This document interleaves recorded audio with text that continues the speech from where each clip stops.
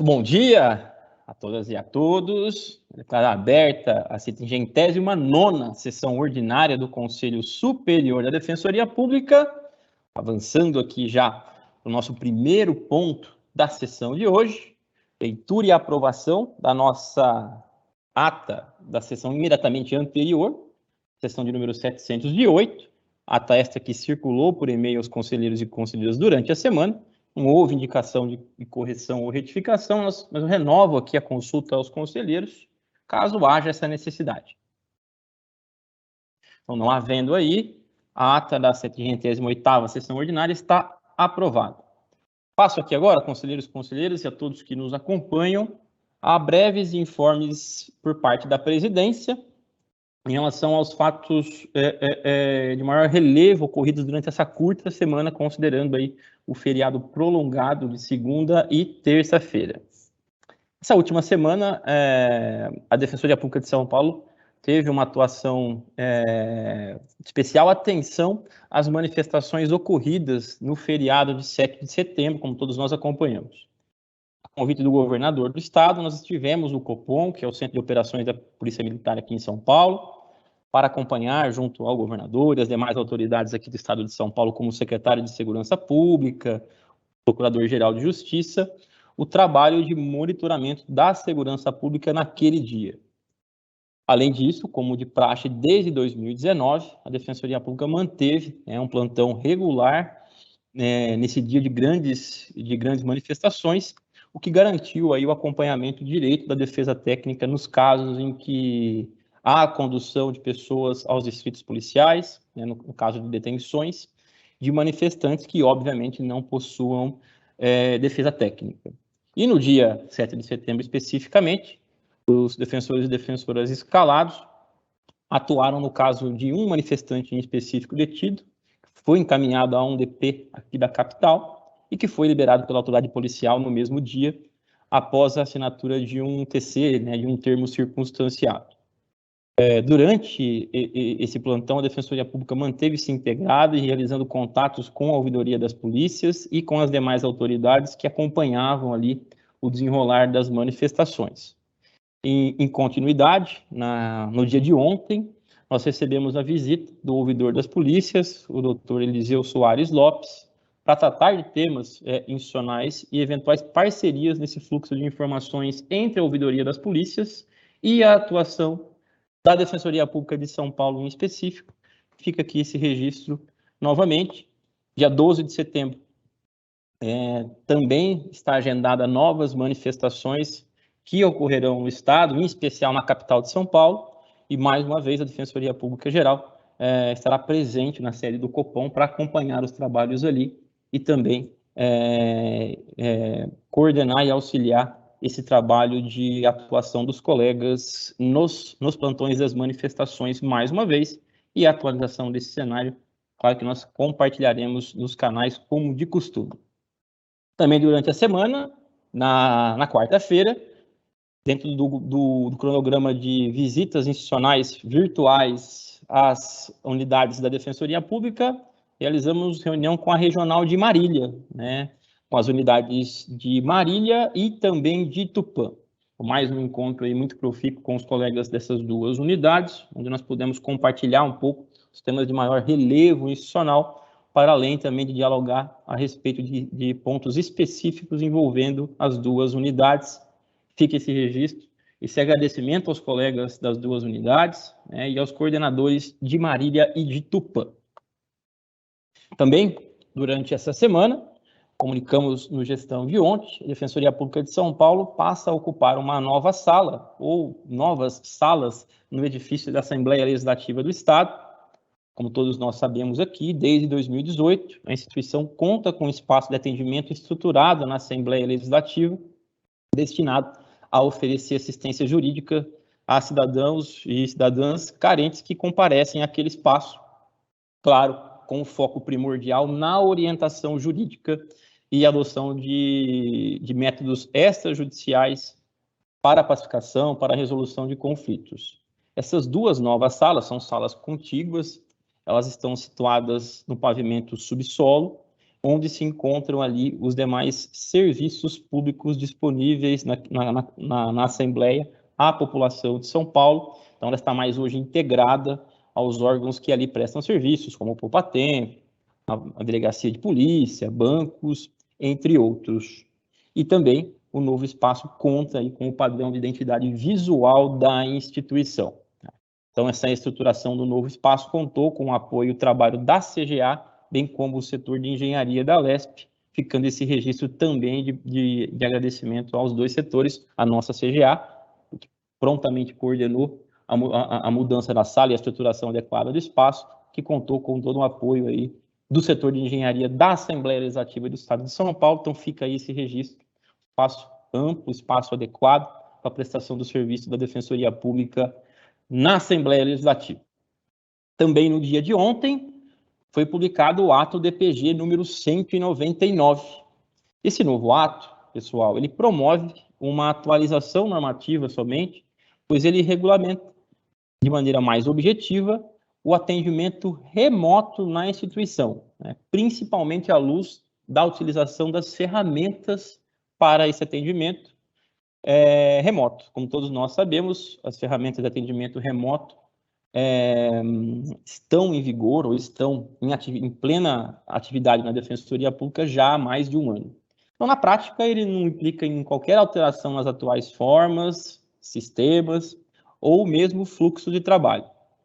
E esse, de fato, é o único ponto de atualização, dado que ele mantém aí o regramento dos atendimentos presenciais que já existia. Também é sempre importante reforçar aqui, e que fique claro, esse ato não trabalha a temática da ampliação de atividades ou atendimentos presenciais, ainda no período de pandemia, pois, como se sabe, né, esse tema tem sido trabalhado em atos DPGs distintos e, principalmente, em comunicados das subdefensorias públicas gerais. Somente para fazer um breve contexto histórico dos atos normativos que regulamentaram, né, os atos normativos DPGs que regulamentaram os atendimentos na instituição, desde 2009 nós tivemos um primeiro ato normativo que trata, né, que regulamenta os atendimentos nas unidades da Defensoria Pública. Em 2009 tivemos o ato DPG número 20, ele trouxe ali as primeiras balizas normativas para esses atendimentos. Ainda não existia o Defensoria Pública Online como sistema de atendimento, ainda se tinha o CIA, esse ato DPG trabalhava com essa dinâmica. Depois, né, com o avanço do projeto Defensoria Digital, nós tivemos o ato 166, que é o ato que visava, como de fato o fez, a regulamentação do uso do sistema do Defensoria Online, né, o DOL, na instituição. Esse ato aí, ele é de 2019. Agora, né, diante dos atendimentos remotos e virtuais que a instituição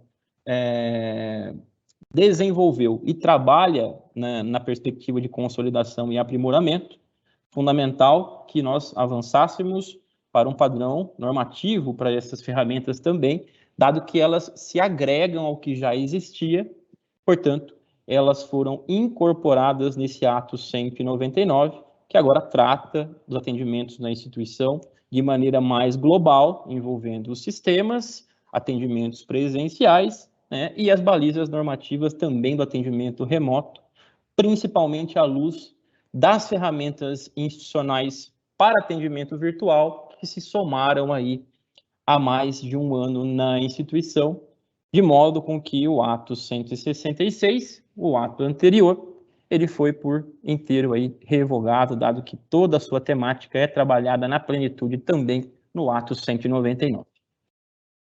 Então, encerrando aqui os breves informes por parte da presidência, nós passamos agora às comunicações da secretaria. Dou aqui as nossas boas-vindas a Sara, que hoje retorna também de férias. Sara, bem-vinda, bom dia. Temos informes por parte da secretaria? Bom dia, senhor presidente. Bom dia, Paula. Bem-vinda, Paula. Bom dia, senhor presidente, senhoras conselheiras e senhores conselheiros. A Secretaria do Conselho Superior informa a ausência justificada da conselheira Cecília Cardoso e do conselheiro Rodrigo Gruppi na sessão de hoje. Devolvo a palavra, senhor presidente. Obrigado, Paula. Obrigado, Sara, também. Sara está com um probleminha no áudio aqui, ela me avisou em separado. Então, agora passando, conselheiros e conselheiras, ao nosso momento aberto de hoje. Peço a gentileza aqui hoje ao Cássio, que nos acompanha, que já prepare os vídeos remetidos ao nosso momento aberto. E o primeiro deles, primeira inscrita de hoje, é da colega defensora pública, a doutora Maiara Rosales Machado. Ela é membro do Núcleo Especializado de Situação Carcerária. Então, Thales hoje não está também, está afastado. Cássio hoje fazendo as vezes aqui do Thales. Por gentileza, então, podemos iniciar o vídeo assim que possível, remetido pela doutora Maiara.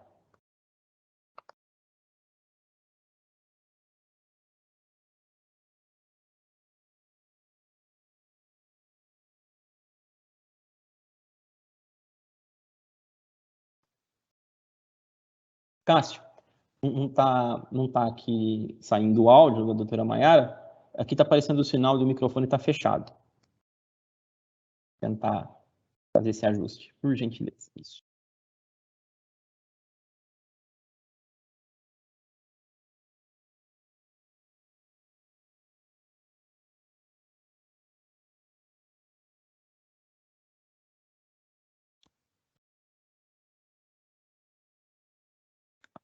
Ainda não saiu, ainda não está. Não estamos ouvindo, viu, Cássio?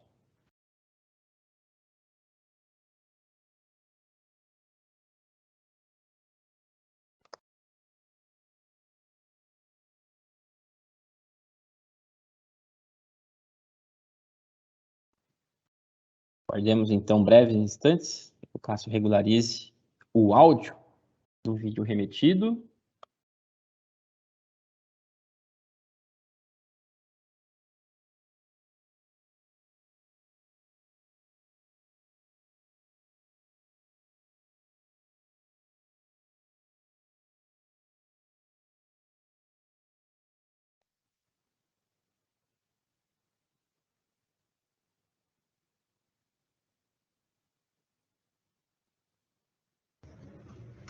Bom dia a todos e todas.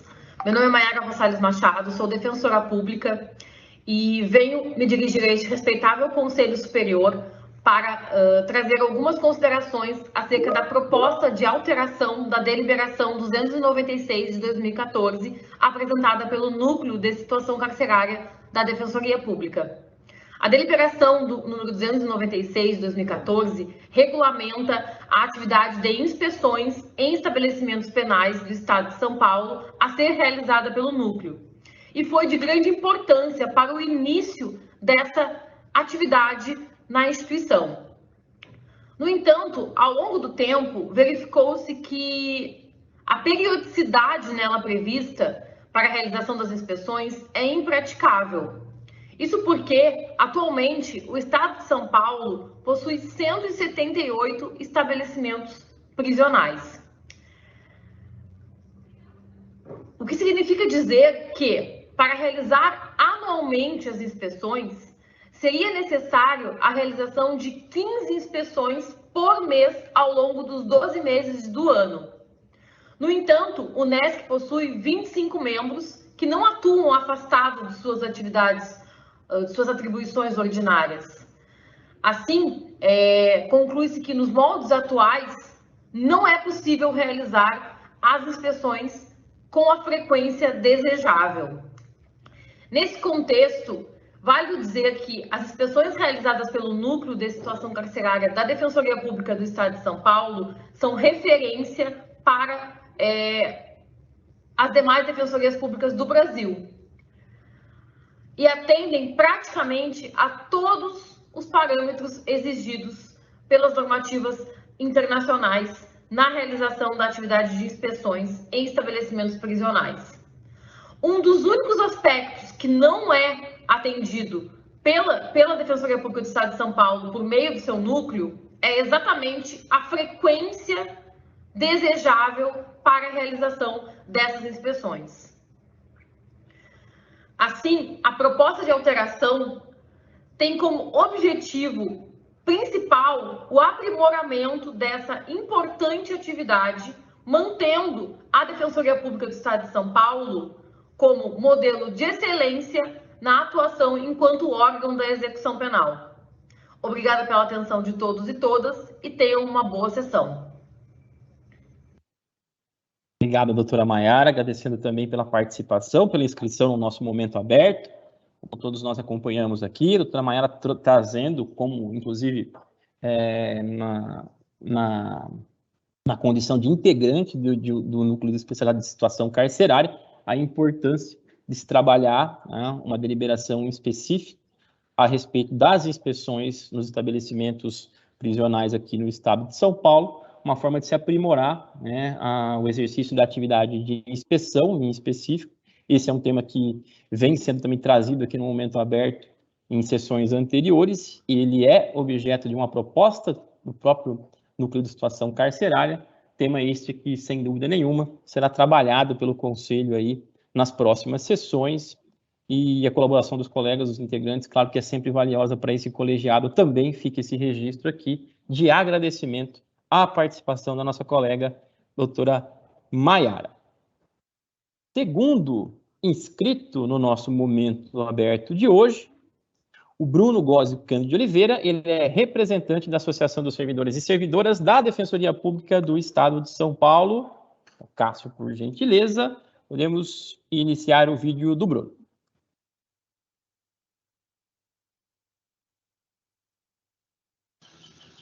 Bom dia a todos e todas que nos assistem, conselheiros e conselheiras. Mais uma fala aqui da Associação dos Servidores e Servidoras da Defensoria Pública do Estado de São Paulo para o momento aberto deste Conselho Superior. Hoje eu gostaria de trazer um assunto que ficou aí latente relativo à nossa fala na última sessão, do Conselho Superior. Eu tive que falar bem no finalzinho sobre esse assunto, que é a questão do Office fornecido para os servidores e servidoras através do computador, aí cedido pela Defensoria Pública para trabalho, para o teletrabalho desses servidores e servidoras. Percebi que a minha fala gerou algumas dúvidas, dos conselheiros e conselheiras sobre o porquê, da necessidade aí de mudança desse Office. Então, eu trago aqui a explicação. O Office fornecido para os defensores e defensoras é um Office 365 que a gente está acostumado a trabalhar, que tem os seus aplicativos instalados dentro da máquina. O Office fornecido para os servidores e servidoras é um Office que somente é acessado de forma online. Ele é acessado através do browser do computador, seja o Google Chrome, o Edge, enfim, e os seus aplicativos ficam na nuvem, e os arquivos também editados pelo servidor, pela servidora, ficam na nuvem. Então, é uma forma diferente de trabalhar. Qual que é o problema, então, da categoria de servidores e servidoras com relação a esse Office? O problema é que, para trabalhar com esse Office, você precisa estar 100% conectado a todo momento. Então, oscilações de internet causam, na verdade, a queda do sistema. Então, o servidor não consegue trabalhar naquele ambiente Word ou Excel, enfim, que ele está acostumado a trabalhar, se a conexão dele cai. As conexões ruins também dos servidores e servidoras, que moram em periferia, que tem as conexões aí que oscilam e também que não tem um pacote mais robusto de internet, também tem bastante problema de lentidão. Fora a questão das próprias quedas de energia que tem aumentado no país, a gente tem verificado, e que fazem com que o servidor não possa trabalhar nesses momentos, visto que o notebook, ele tem a bateria, então daria até mesmo para o servidor trabalhar se ele tivesse os aplicativos instalados na máquina, como os defensores e defensoras. Para nós, é uma questão que a gente percebe que, assim, houve uma economia feita na compra, então pegaram um sistema mais barato para os servidores e servidoras. Entretanto, a gente verifica que esse custo-benefício dessa economia não nos parece o melhor. A gente tem percebido que essas quedas e essa lentidão do Office totalmente online, ela pode causar para a Defensoria Pública mais problemas, né, do que a solução meramente orçamentária, financeira, como foi pensada, né? Inclusive trazendo problemas para o usuário e usuária da Defensoria Pública, né, através da própria lentidão do trabalho que esse office traz, né? Também nos preocupa muito o fato dos defensores e defensoras não estarem sabendo que o office dos servidores e servidoras é dessa forma, né? Isso pode, inclusive, gerar algumas cobranças indevidas, então por isso que a gente também traz esse esclarecimento aqui, para que os defensores e defensoras tenham ciência de que seus oficiais, oficialas, agentes terão um office diferente para trabalhar e que, portanto, podem ter problemas para a entrega do trabalho, né? E para que isso fique claro, para que a gente não tenha esse tipo de cobrança, como se o servidor tivesse o mesmo programa dos defensores e defensoras. Fica aqui o pedido, então, para a administração rever esse posicionamento, né? Rever esse custo-benefício, né, dessa economia feita, para que a gente possa ter um serviço aí melhor prestado pelos servidores e servidoras para a instituição e para o usuário e usuária final. Tá? Eu gostaria de trazer aqui, só no final, uma questão sobre o ato DPG, né, que saiu essa semana, ato 199, né, que regulamenta aí questões, né, de teletrabalho e trabalho presencial.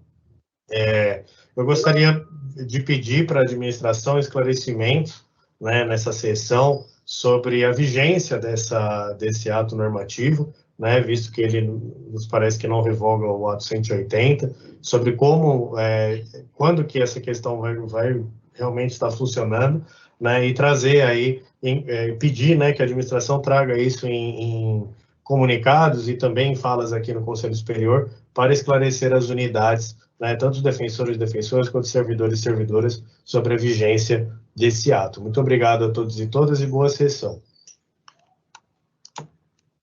Obrigado ao Bruno, mais uma vez, pela participação aqui da Associação dos Servidores e Servidoras, sempre marcando presença no nosso momento aberto.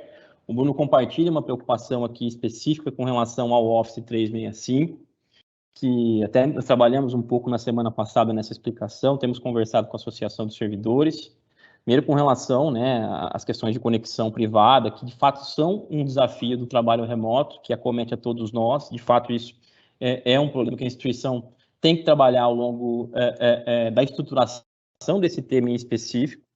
A questão do uso adequado, da forma do uso adequado do pacote do Office 365 em nuvem, ele é um tema que nós antecipamos aqui já e temos trabalhado com a EDEP numa capacitação específica aos servidores para esse uso de maneira mais adequada, até numa linha que o Bruno também havia solicitado, e por fim, a possibilidade do uso, inclusive, do programa do ProSoftware para aquisições do pacote Office em paralelo, sem nenhum problema, tema esse que também é objetivo do programa, que terá sua vigência aí para 1º de janeiro de 2022, então há uma perspectiva muito concreta desse problema ser mitigado aí praticamente na sua integralidade. Outro aspecto que o Bruno traz aqui, que é com relação às dúvidas em relação ao ato 199, e acho que na nossa fala da presidência aqui, acho que falei um pouco sobre essa diferença, né, sobre o que ele trata em específico, mas sempre bom reforçar, o Bruno traz um paralelo, né, concreto do ato 180, e de fato o ato 99, ele não trata do mesmo tema que o ato 180, o ato 180 tem um objetivo específico, que é estabelecer as normas e diretrizes ali de proteção e como se organizarão as equipes para o atendimento remoto e em específico durante a situação da pandemia. Já o ato 199 é um ato diferente, ele tem um outro objetivo, que é tão somente estabilizar do ponto de vista normativo interno, os atendimentos na instituição, e aí, reforçando que a única diferença é que o ato 199 agora ele traz e consolida de maneira perene num ato normativo que tradicionalmente trabalha atendimentos da instituição, as novas ferramentas que nós já lançamos mão para o atendimento da população. Então, nada isso tem a ver com atendimentos presenciais, retomadas, grupos de risco. Esses temas pela delicadeza deles, né, e pela necessidade do aprofundamento que a Defensoria Pública Geral tem imprimido nesses temas, eles são trabalhados em paralelo e sempre serão objetos de diálogo em paralelo, né, e também de comunicados muito próprios. Então, ato 199, nada a ver com o ato 180, trabalha o tema do atendimento em específico. Agradeço aqui ao Bruno pela participação mais uma vez, oportunidade também para a gente contribuir com os esclarecimentos em torno disso. Lembrando que o que eu disse aqui é um breve resumo ali do que está contido no comunicado que foi divulgado na quarta-feira última, dia 8, e o ato foi publicado na quinta-feira, no Diário Oficial de quinta-feira, dia 9. Eu agradeço aqui ao Bruno pela participação mais uma vez. Conselheiros, conselheiras, já avançando aqui para a nossa próxima etapa da sessão ordinária do Conselho Superior. Então, inscrições abertas aqui pelo chat, como de costume, portanto, abertas aí nesse momento. Aline, Associação Paulista de Defensoras e Defensores, bem-vinda, bom dia, e com a palavra. Aline, acho que o microfone está desativado. Desculpa, bom dia para todas e todos. Eu queria falar do ato normativo 199, que nós fomos provocados por alguns colegas sobre isso, embora o Florisaldo já tenha esclarecido alguns pontos. Queria levantar quais foram as questões que os colegas mostraram preocupação e que, de fato, gerou alguma confusão sobre qual seria a vigência, da mesma forma como o Bruno já colocou. Que no corpo do e-mail fala que não vai ter qualquer alteração nas atuais formas de trabalho, mas aí ficou a dúvida do porquê publicar o ato agora. E ainda mais porque esse ato, ele não... Primeiro ponto, né? Por exemplo, na questão do atendimento inicial, ele não prevê o agendamento para o atendimento presencial, que era uma coisa que é uma coisa que precisa continuar acontecendo, até porque a gente quer evitar risco de aglomeração nas nossas unidades, uma vez que as questões de utilização de máscara, distanciamento social, ambientes bem ventilados vão continuar sendo um imperativo por muito tempo, segundo os especialistas. Então, por que também já não prevê nesse ato atualizá-lo para que o atendimento presencial continuasse sendo feito de forma agendada? E, em especial, essa provocação veio de colegas da região metropolitana, e imagino se estenda também para o interior, de por que não fazer agendado como é na capital. O atendimento inicial na Boa Vista 150 sempre foi agendado, e por que também não aproveitar esse ato para regulamentar que o atendimento nas outras unidades da metropolitana e do interior, ele também seja agendado, evitando também aglomeração, para prestar um atendimento melhor para o público e também melhorar o trabalho das defensoras e servidores da defensoria, né? Aí a outra preocupação que o ato levantou foi a questão da duplicidade da escala presencial e remota. Sabemos ainda que a administração está discutindo como vai ser a regulamentação do trabalho remoto, mas, de novo, voltamos a levantar esse ponto, que é uma preocupação, que com o mesmo número de defensores que já existem nas unidades, eles vão ter que se dividir entre fórum, atendimento presencial nas unidades e mais atendimento remoto, né? Então, a princípio, não há um aumento de trabalho, mas já existe, porque vai existir uma nova escala. Então, essa preocupação existe dos colegas, ainda mais porque não houve uma revisão ampla da política de nomeações. Ela está sendo feita pontualmente junto às unidades, mas ela ainda não foi discutida uma redução, uma revisão delas para abarcar também essa escala hoje, digamos, dúplice, né? Porque ainda não temos a regulamentação, mas que pode ser presencial e remota ao mesmo tempo. E, por fim, a preocupação maior foi com a leitura conjunta dos artigos 26 e o artigo 20. O artigo 26, ele lista as ferramentas digitais, incluindo lá o live chat, softphone e o e-mail institucional. Mas o artigo 20, parágrafo 1º, veda o uso de outras ferramentas. Então, isso fica implícito que não se pode utilizar o WhatsApp. Só que o WhatsApp tem sido a ferramenta que melhor funciona para a comunicação com nossos usuários, por uma série de motivos. Porque muitos pacotes de WhatsApp muitos pacotes de crédito, a navegação pelo WhatsApp é gratuita, é o aplicativo com que os nossos usuários têm maior facilidade de juntar documentos, que eles respondem com mais facilidade, e é a forma como muitos defensores encontraram para o trabalho continuar fluindo. Então, a gente reforça aqui o que a gente fala desde o início da pandemia, que a defensoria tem que contratar. A gente sabe que, já foi falado aqui nesse conselho, que a a Defensoria está tratando da contratação da ferramenta para utilizar integrado com as nossas ferramentas digitais, mas que, se ainda não vai haver o fornecimento da ferramenta institucionalmente, que ao menos ele não seja vedado pelo uso dele pelos defensores e defensoras, porque é a forma como tem conseguido fazer o trabalho. Isso sou até um pouco insensível com os colegas, porque eles ficam se sentindo desamparados, já que essa é a forma que melhor conseguem. Eles pagaram do próprio bolso, houve gasto com celular, com crédito, com o chip, e ninguém fez isso para, digamos, porque as outras ferramentas não querem usar, mas é porque essa é a que funciona. E com essa modificação, dá a impressão de que os colegas ficam expostos se continuarem utilizando, sendo que eles não têm alternativa, enquanto a Defensoria não adotar. O Ministério Público regulamentou o uso do WhatsApp por meio de resolução, a Defensoria não escolheu esse caminho, quer completar a contratação, mas eu acho, pelo menos, o que nós entendemos como associação e pela provocação dos nossos colegas, é que os colegas precisam ser resguardados, porque eles estão tentando trabalhar da melhor forma possível. Então, acho que são essas nossas colocações sobre o ato, e eu devolvo a palavra. Obrigado, Aline. Anotei aqui os pontos principais. Vou tentar explicar um pouquinho aqui ao final, para a gente debater um pouquinho e as preocupações trazidas também pela associação. Conselheiros, conselheiras, seguimos com inscrições abertas.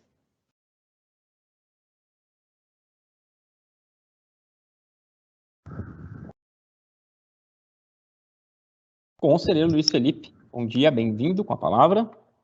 Bom dia, presidente. Obrigado. Bom dia a todas e a todos, a assistência, as conselheiras e conselheiros.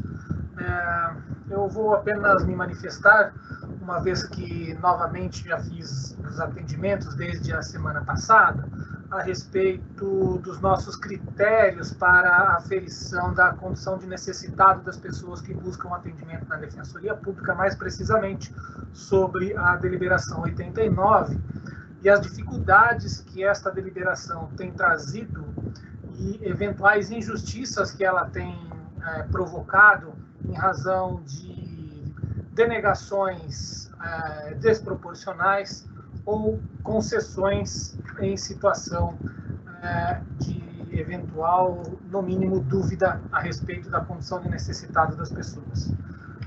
Eu já me manifestei sobre isso, estamos em plena pandemia, com todas as dificuldades que ela impõe, o conselheiro Juliano está com esse processo com ele, e provavelmente não vai pautar durante a pandemia. Eu apenas quero fazer o registro das dificuldades que essa deliberação tem trazido para a melhor prestação do serviço e para o melhor cumprimento da missão constitucional imposta à Defensoria Pública pelo artigo 134 da Constituição Federal, tão falado no último dia 7 de setembro, mas que exige que as pessoas que tenham concedido o serviço de assistência jurídica integral e gratuita pela Defensoria Pública, seja de forma direta, seja de forma suplementar, a sua aferição de critérios de necessidade, de renda e eventuais outros, caso seja esse o entendimento desse Conselho Superior, mas o fato é que o atual texto da deliberação está, e isso eu afirmo aqui, provocando injustiças, seja na concessão, seja na denegação do atendimento. A não ser que seja por uma iniciativa de quem faça a avaliação, ou do defensor ou da defensora que esteja responsável pelo atendimento, e para a análise do caso concreto, situações de injustiça estão se apresentando. Não é uma cobrança, é apenas uma constatação, e durante eventual vinda à pauta desta deliberação, pretendo também apresentar algumas sugestões para o aprimoramento desta deliberação. E sobre o momento aberto, quero apenas reiterar a fala da colega que se manifestou a respeito da proposta dos integrantes do núcleo especializado. De fato, essa repaginada nas inspeções tem condições de dar a essa atividade tão difícil, em razão até do deslocamento necessário e das dificuldades que a atual coordenação e as vindouras e as passadas têm e terão para isoladamente fazer essas visitas e inspeções, descumprindo a própria deliberação, que tem um número ali, no tempo para que sejam feitas, apenas reiterar e aguardar a vinda deste processo à pauta do colegiado para que possamos analisá-la oportunamente. Com isso, encerro minha fala, presidente. Agradeço, devolvo a palavra e desejo a todos um bom final de semana. Obrigado, conselheiro Luiz Felipe.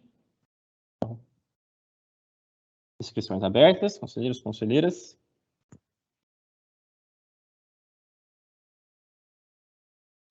Não havendo, conselheiros, conselheiras, rapidamente aqui, para fazer um bate-bola dialogando aqui com a fala da Aline, acho que, enfim, as preocupações trazidas pela associação, que se reportam aos associados, que são preocupações trazidas também após a edição do ato normativo 199, de fato dialogam muito, Aline, com as nossas preocupações também e com alguns movimentos institucionais importantes nesse sentido.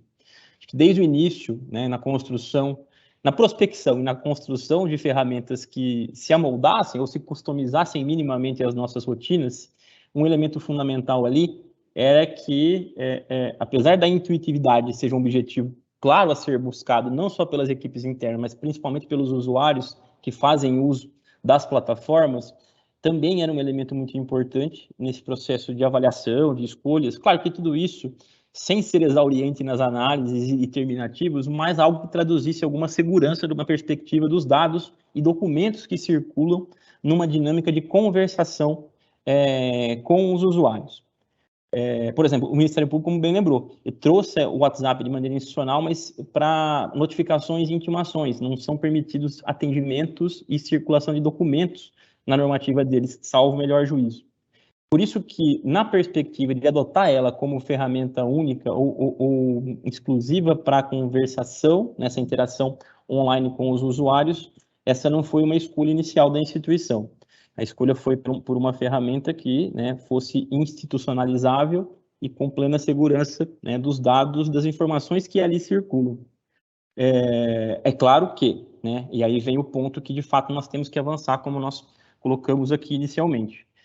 Para que ela seja, na perspectiva do usuário, mais intuitiva, fundamental que a ferramenta adotada, no caso específico, né, o live chat, ele tenha um potencial de conversar, né, ou de se conectar com outras plataformas, e essas sim, né, muito mais utilizadas em larga escala pela população em geral, até pelo público interno, como, por exemplo, o WhatsApp, né, que talvez seja a principal delas. E nós estamos nesse processo, então, de prospecção para justamente buscar essa conexão do live chat com o WhatsApp para permitir que essa interação flua com mais naturalidade, né, e até com mais celeridade, que é o que nós temos buscado aí. Até é um elemento importante que se somaria ao fôlego que tem sido trabalhado internamente na perspectiva de investir um fôlego institucional no assíncrono, que a gente tem chamado aqui, que é aquela sintonia fina, prévia aos atendimentos propriamente ditos, que dão maior potencial de vazão aos atendimentos. Então, acho que isso acaba sendo mesmo o objetivo a ser buscado. Acho que com as demais preocupações trazidas aqui, elas são também objeto de avaliação constante pela Defensoria Pública Geral, elas serão avaliadas em paralelo, até porque muitas delas ainda estão em fase de estudo e análise, como, por exemplo, né, o formato de estabilização ou de equilíbrio de uma retomada presencial mais robusta com um atendimento remoto. Creio que nós estamos num momento ainda, né, de aprofundar algumas questões e gargalos e recortar modelos para que essa estabilização seja possível aí para além da capital, né, aquela dinâmica anterior de porta aberta. A gente não tinha, de maneira geral, pelo menos, né, com exceção de Guarulhos e Campinas, a porta aberta como regra, né, que existia para os atendimentos presenciais iniciais. Então, a ideia um pouco, né, é que nós consolidemos, né, em paralelo ao aprimoramento das ferramentas, a estabilização normativa das ferramentas e atendimentos, mas também, né, as equipes internas, aqui a qualidade, as assessorias, têm se debruçado na análise e estudos sobre a estabilização, né, desse híbrido, como é que ele se amoldaria nas rotinas da instituição, né? Claro que caminhando para algum cenário de maior concretude com relação a isso, além do debate interno, do diálogo interno, nós eventualmente teremos que trabalhar na estruturação e na consolidação normativa desses movimentos, tão logo eles sejam aí viáveis e palpáveis, né, do ponto de vista da instituição e da qualidade dos serviços aí prestados aos usuários. Tá? Então, um pouco isso que eu queria dialogar aqui, mas, enfim, acho que tudo que a Aline trouxe aqui, até são dúvidas que os colegas também chegam aqui à Defensoria Pública Geral, dialogam muito com as principais dúvidas mesmo e são fontes de preocupação constante aqui por parte da Defensoria Pública Geral também. Agradecendo aí a Aline. Conselheiros, conselheiras, nós já podemos aqui ingressar na nossa ordem do dia propriamente dita, e eu estou aqui pegando somente uma pauta mais atualizada de acordo com as eventuais inclusões de exceção de ontem para hoje. O primeiro processo indicado como exceção à pauta aqui é o processo SEI 3.509/2021, que tem como interessada a coordenação do Núcleo Especializado de Defesa do Consumidor, e o assunto é a proposta de abertura de inscrições para integrantes desse núcleo, que tem como relator o conselheiro Gustavo Rodrigues Minatel. Bom dia, Gustavo, bem-vindo, com a palavra. Obrigado, presidente, bom dia a todas e a todos.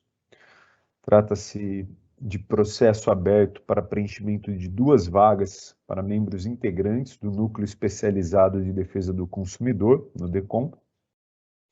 Após solicitação da coordenação do referido núcleo, publicou-se edital para inscrições no período de 30 de agosto a 3 de setembro de 2021. Dentro do prazo regulamentar, com apresentação de currículos, se inscreveram as defensoras públicas Bruna Simões e Mariana Leite Figueiredo. Diante da regularidade das inscrições, não havendo número de inscritas em número superior ao de vagas existentes, voto pelo deferimento das inscrições das postulantes, encaminhando-se o resultado da escolha à Defensoria Pública Geral para designação. É como voto, presidente. Perfeito, Gustavo. Quantas vagas eram? 2 mesmo? São inscritas? 2 vagas e 2 inscritas. Perfeito. Então, em discussão.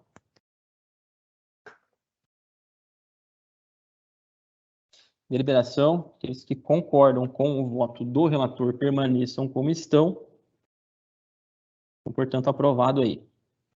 O próximo processo, conselheiros e conselheiras, eu vou até abrir a palavra aqui ao Gustavo para explicar um pouco, né, o motivo da inclusão da exceção e avaliar com os conselheiros e conselheiros aqui a conveniência, né, de se caminhar nos termos do voto vista do conselheiro Gustavo Minatel, caso haja, né, consenso nesse sentido, até para aproveitarmos o tempo, né, que já pactuamos aqui de quando esse processo retornará à pauta, que aqui 3, né, eram 4, mas aqui 3 sessões ordinárias para deliberação definitiva. Gustavo fez uma avaliação durante essa curta semana, que é propor uma alternativa de diligência aos conselheiros. É isso, Gustavo? É isso, presidente. Eu comecei essa semana a fazer um estudo do processo em que eu solicitei aquela vista coletiva, o processo que visa a criação do Núcleo de Saúde Pública e a cisão ou desmembramento do NUDI. Na análise, eu fiz, é um processo longo, com quase 2.000 páginas, em razão da reunião. Eu não consegui fazer a leitura de todo, mas fiz a leitura dos votos da manifestação da ouvidoria e alguns outros documentos. Ainda não concluí a análise.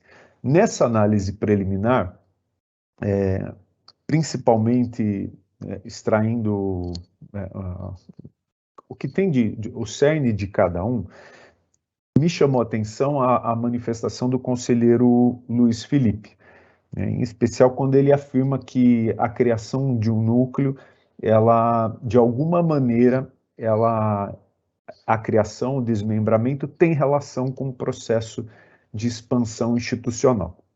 Então, qual que foi a minha ideia? Como nós estamos trabalhando com uma vista coletiva, excepcionalmente, para apresentação do voto no dia 1º de outubro, né, e e visualizando que a criação ou o desmembramento do núcleo certamente implicará uma expansão institucional, seja no presente, agora ou depois, eu visualizei a importância de abertura de uma consulta pública, né, para manifestação dos interessados, mas uma consulta que não afete o calendário que já foi montado.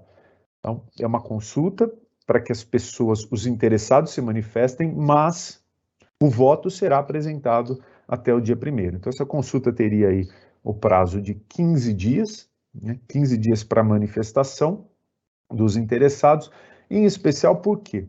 Porque a criação de um núcleo hoje, sem os cargos correspondentes, certamente causará algum impacto, né, às unidades. Então, a intenção é uma consulta para que os interessados se manifestem a respeito da criação do núcleo, para imediatamente, ou para um momento posterior, né? Então, é nessa perspectiva. Vou fazer a leitura do voto, depois eu fico à disposição para mais esclarecimentos. Gustavo, vou fazer a chamada do processo, tá? Assim, só para os conselheiros entenderem um pouco o porquê do que o Gustavo pediu essa exceção, então, e aí, enfim, a diligência, o colegiado avalia, né, se é pertinente ou não.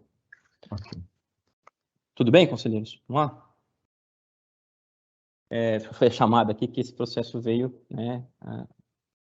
Processo SEI 1505/2021, tem como interessado o colega conselheiro Alex Gomes Seixas. O assunto é a proposta de criação do Núcleo Especializado de Saúde Pública, UNESP. Tem como relator o conselheiro Gustavo Fontanetti Alves da Silva. Esse processo está em vista coletiva, que foi solicitada também pelo conselheiro Gustavo Minatel, que pediu para excetuá-lo, para, enfim, ler o voto que ele fará agora. Então, Gustavo, dando prosseguimento. Obrigado, presidente. Excelentíssimo. Presidente, desculpa, Minatel, desculpa te interromper. Só uma dúvida aqui. Como o processo está em vista coletiva, não em vista individual, não sei se regimentalmente seria o caso de apresentar um voto. Desculpem se eu, talvez ignorância da minha parte mesmo, com relação ao regimento, mas essa vista coletiva, assim, me parece que nós estamos tratando como se fosse uma vista individual, né? Não sei como isso funciona na prática.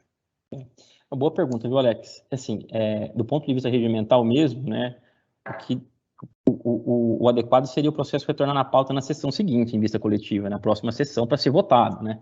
O certo seria isso. Nós pactuamos que ele ficaria 4 sessões sobrestadas, né, para que fosse aprofundado e até a gestão, né, apresentar um posicionamento mais estruturante, não com relação ao mérito da criação dos núcleos, que isso, de alguma forma, acho que impacta um pouco a visão dos conselheiros, e todos eles aqui um pouco, né, como é que isso se daria na prática. Então, em paralelo a isso, a preocupação foi, até para não postergar ainda mais, como nós fizemos com o processo dos estagiários de pós-graduação, né? Nós também, em vista coletiva, prorrogamos várias sessões de discussão, com manifestações escritas e diligências ainda em vista coletiva, né? Então, acho que a ideia aqui seria harmonizar uma diligência ainda durante a vista coletiva, dado que todos os conselheiros ainda podem se manifestar no mérito, até alterando os votos e complementando, se for o caso, as suas manifestações. Acho que isso fica perfeitamente possível ainda, enfim, né? Acho que, do ponto de vista regimental, os conselheiros podem me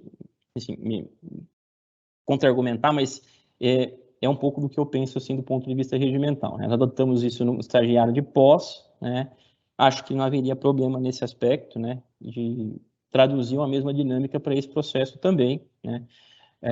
Acho que, né, e aí é um juízo aqui somente de expectativa de que no dia 1º nós consigamos votar o processo na sua plenitude. Talvez não haja necessidade, por exemplo, de que houve nos estagiários de pós, nós ficarmos prorrogando sucessivas sessões em vista coletiva, né? Acho que a gente tem uma perspectiva concreta de definição mesmo, mas aí até para que a gestão tenha uma clareza, né, do ponto de vista estrutural, de como trabalhar isso no day after da aprovação dos núcleos, né?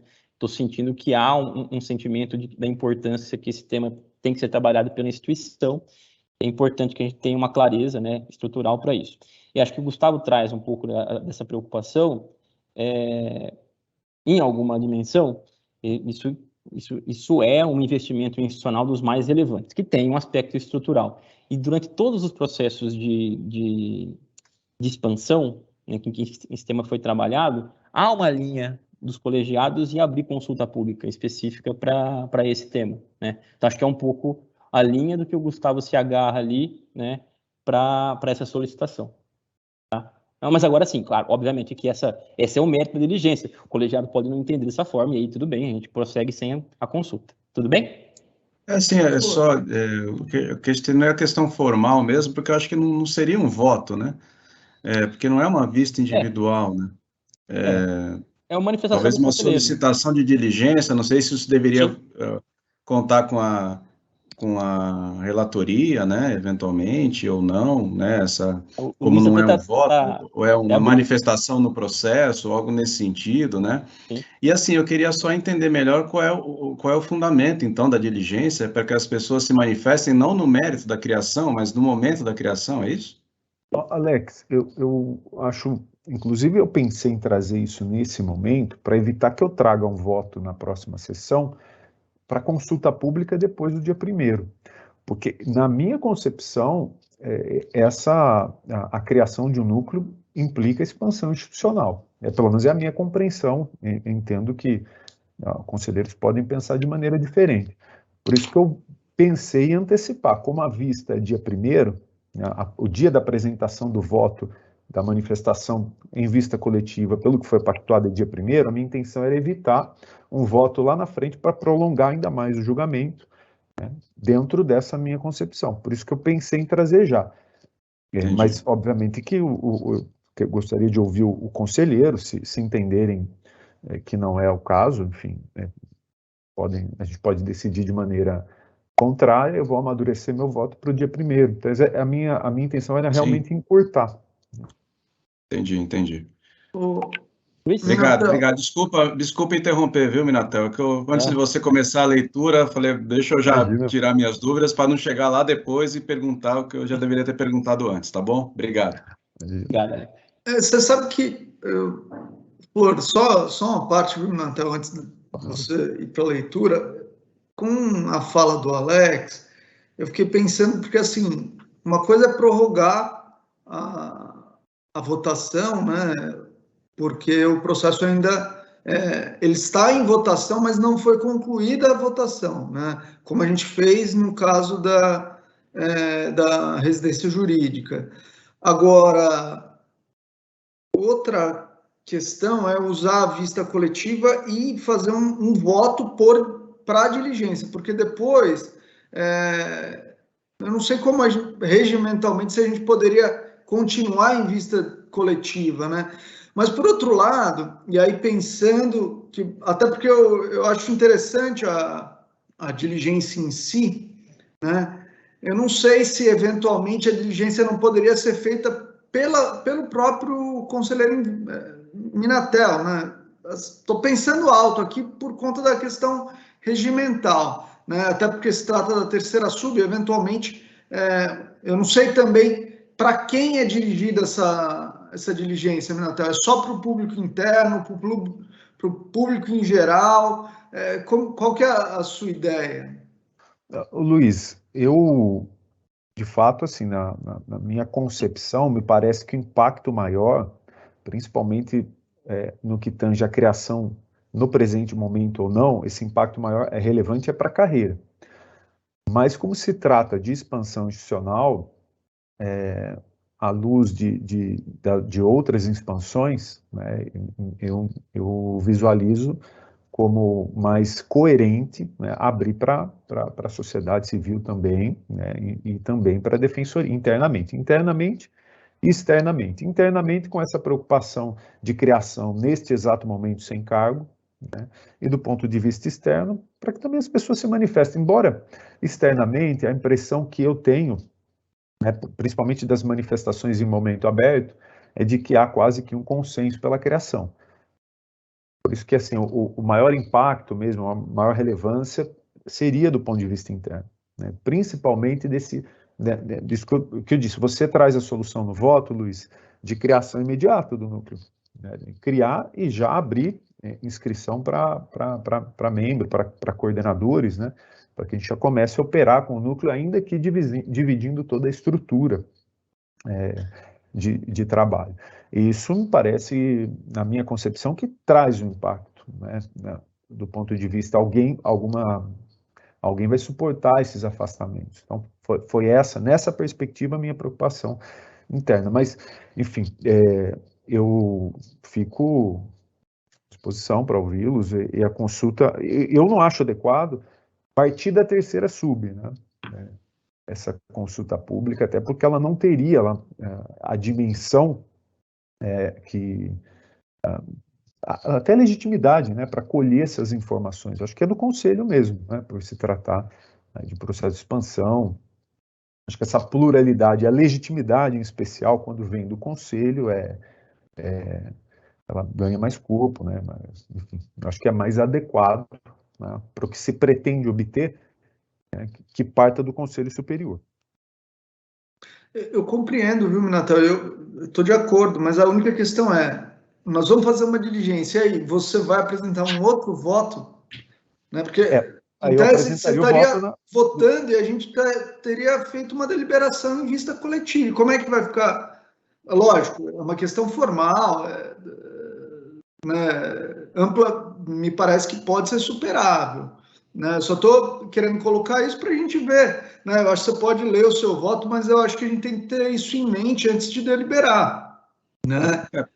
Me parece, Luiz, se você me permitir, assim, quando o processo está em vista coletiva, só dá para os conselheiros apresentar voto quando ele vem a pauta para votação, né? Para discussão do mérito. Acho que não é uma vista individual, né?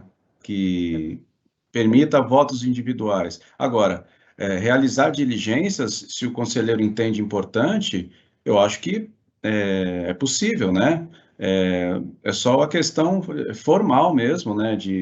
Eu acho que, na minha opinião, né, salvo melhor juízo, não dá para caracterizar como um voto, né? Mas como um pedido de diligência, né? Ou algo nesse sentido. É nesse sentido que é a minha fala. Desculpa aí, obrigado. É só mudança da nomenclatura, então. Em vez de ser voto, é pedido de diligência. Mas tem que ser colocado em votação o pedido de diligência. Perfeito. Acho que sim. Eu nem inseri no SEI, né? Não sei se nem está lá ainda, né? A minha manifestação, e a gente pode, não sei se o Luiz, como relator... Gustavo, por gentileza, coloca no chat aqui a manifestação para os conselheiros se ambientando com ela, né? Vou colocar... Eu vi ela aqui, ele é bem simples, na verdade, né? É bem simples, tem 2 folhas. Agora, dialogando um pouco com a fala do Alex, eu acho que, por amor ao debate, eu acho que tem razão, Alex, né? Essa é uma reflexão que eu me pego fazendo. Mas veja, outros processos complexos, o que vem à mente a nós aqui de maneira mais próxima é o processo do estagiário de pós, né? Mas vejam, quando o processo estava em vista coletiva, estou refletindo com vocês aqui por alto, né? Nós fizemos vários processos de deliberação em vista coletiva, com votos. Tudo bem, não com votos escritos, né? Não é manifestação em vista. Mas, por exemplo, quando a gente delibera algo sobre redação numa deliberação em vista coletiva, nós estamos automaticamente a partir do relator com o voto e outros encaminhando divergência quando o caso, né? Há processos de votação segmentada dentro de uma vista, né? Tudo bem, nós estamos falando de uma etapa já final, né? Que não está mais em vista, nós estamos em deliberação final mesmo. Mas, só por amor ao debate, trazer também esse ponto aqui. Mas acho que a saída do Alex, nessa perspectiva, acho que, enfim, talvez encaminhe melhor. Né? É que nesse ponto, presidente, me parece assim que quando estávamos tratando da questão do estagiário de pós, a todo momento estávamos em votação, né? Ainda que de maneira fracionada. Eu acho que é esse o ponto, né? Hoje nós não estamos votando, né? Concordo, estávamos em vista coletiva e aí na discussão do texto, mas o tempo todo em sessão de votação e os conselheiros dando o seu voto, a sua divergência. Esse é meu ponto. Sim. Mas, eu entendo, Alex, mas se a gente pensar no decorrer da votação em vista coletiva do processo de estagiário de pós, nós fizemos inúmeras diligências, né? No DIR, né, informações quando trabalhávamos as cotas, o NUDEM se manifestou também em vista coletiva, então nós tivemos não partiu de um voto específico, né, de ninguém, né, partiu da decisão do colegiado.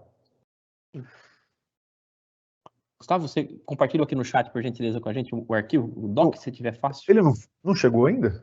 Para mim aqui não atualizou. Acho que ele só carregou, mandei agora. Então não vou nem fazer a leitura, se quiserem analisar ainda. Mas a ideia é essa mesmo, justamente porque trará um impacto e tem um cerne de expansão institucional. Eu acho importante ouvir, principalmente do ponto de vista interno, porque externo me parece muito claro, né, que há quase que um consenso mesmo pela criação, mas internamente eu ainda tenho um pouco de receio, em especial pela criação e implementação imediata. Então, mas por isso. Gustavo, posso dialogar um pouquinho com você? Claro. Todas a cisão, criação dos núcleos que você propõe, a oitiva interna, de alguma maneira já passaram por um debate amplo e democrático, imagino eu, né? Por exemplo, todos eles estão previstos no Plano Anual de Atuação da Defensoria Pública, porque foram aprovados numa conferência. O Plano Anual de Atuação da Defensoria Pública foi aprovado no Conselho Superior da Defensoria Pública após amplo debate e ampla consulta popular também. Eu, na verdade, queria partilhar com você que é difícil ser contra uma diligência que busca maior democracia, como é o que você está propondo, a premissa é maior democracia, escutar. Só que também a gente pode entrar numa democracia infinita, né? Que a gente não para de escutar e a todo momento a gente abrir novas diligências para escutar outros atores que são importantes, obviamente, mas eu penso que o que você busca com a diligência talvez já tenha sido alcançado nas etapas anteriores. O que não impede, obviamente, de você receber contribuições, como qualquer processo que está sendo debatido aqui no Conselho Superior.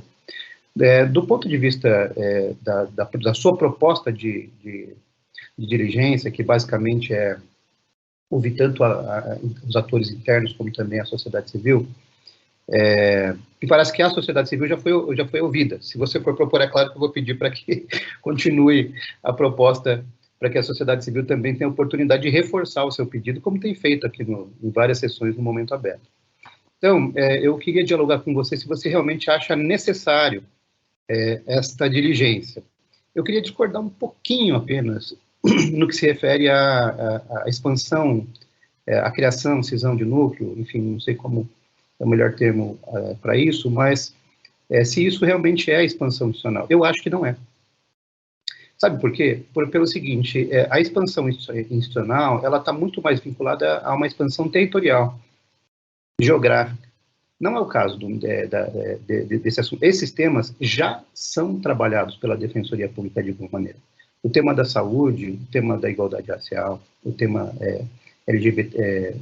LGBTQIA+, todos esses temas já são trabalhados pela Defensoria Pública de alguma maneira, seja na ponta, seja pelos núcleos, né? Então, você não está expandindo algo que já é feito pela Defensoria Pública, você está melhor adequando o trabalho, a estrutura, a alocação de recursos humanos para dar conta dessa atividade. Então, eu penso que a expansão, na verdade, a reorganização através de núcleos, através, enfim, de como a Defensoria Pública dá conta de um tema que já é tratado pela Defensoria, não é expansão. Né? Portanto, a premissa utilizada para a criação, para a oitiva de outros atores, que já foram, de alguma maneira, ouvidos pela Defensoria e pelo Conselho em processos, em etapas anteriores, na minha opinião, ela está equivocada. Estou utilizando isso mais para dialogar com você, viu, Gustavo? Tá, sobre esse ponto. E a persistir a consulta, que seja uma consulta ampla e aberta a todos os atores. Né? Obrigado, William. Posso responder, presidente? Fique à vontade, Gustavo. Tem 2 inscritos. Quer ficar ao final? Não. A gente vai dialogando melhor, né? Vai anotando os pontos. Boa. Tá. Conselheiro Luiz Felipe, com a palavra novamente. Obrigado, presidente. Eu tenho uma lida no voto em si, né? Para ficar mais objetiva a discussão. E, pelo que entendi, nós temos um prazo de 1 de outubro para a repauta deste processo. E o que conselheiro Gustavo Minatel sugere com o voto é que, ao invés de ficarmos aguardando apenas o tempo passar e eventualmente apresentarmos algum voto, é que ganhemos tempo ao longo desse período que falta, para que nos próximos 15 dias seja feita ao menos uma consulta pública, não apenas aos interessados, mas especificamente à sociedade civil, não é? E também manifestação das defensoras e dos defensores. É apenas um preenchimento de um intervalo de tempo que seria apenas um período de tramitação para virar uma coisa mais efetiva, mais eficaz. A possibilidade de discussão e enriquecimento do debate aqui no colegiado, eu não vejo problema para isso, porque nós corremos o risco de surgirem manifestações no sentido de se realizar uma consulta pública a partir de 1º de outubro, e aí, ao invés de ganharmos o tempo de tramitação, teremos ali uma prorrogação dessa discussão. Enfim, não vejo qualquer problema, acho até que a iniciativa foi bastante salutar aqui, transformou um intervalo de tempo vazio em um intervalo de tempo democrático, útil ao regular processamento da discussão aqui no colegiado. A respeito da expansão, eu tenho uma visão um pouco diferente do William, na ouvidoria. Expansão eu vejo como incrementos de cargo de defensor público, independentemente de eventual amplitude e criação de novas unidades ou reforço, que é a discussão que sempre se faz quando temos um processo de expansão. Expansão é a quantidade de membros da Defensoria Pública em atuação, enquanto órgãos de execução, e não apenas e exclusivamente uma expansão territorial. É apenas uma visão diferente que tenho. E por isso a minha preocupação em criarmos mais 2 afastamentos, além daqueles 4 que já teríamos com a criação do NESP e os atuais 2 do DIR. E, portanto, o meu voto foi nesse sentido, inclusive sustentando a necessidade de abertura de vista para a primeira sub, exatamente para que isso fosse feito durante a análise do processo ou do próximo projeto de expansão. Expansão em sentido amplo, não expansão em sentido estrito, expansão territorial, mas expansão enquanto ferramentas institucionais e membros da instituição e órgãos de execução da Defensoria. Eu não vejo problema, sinceramente, nesta consulta que está sendo proposta.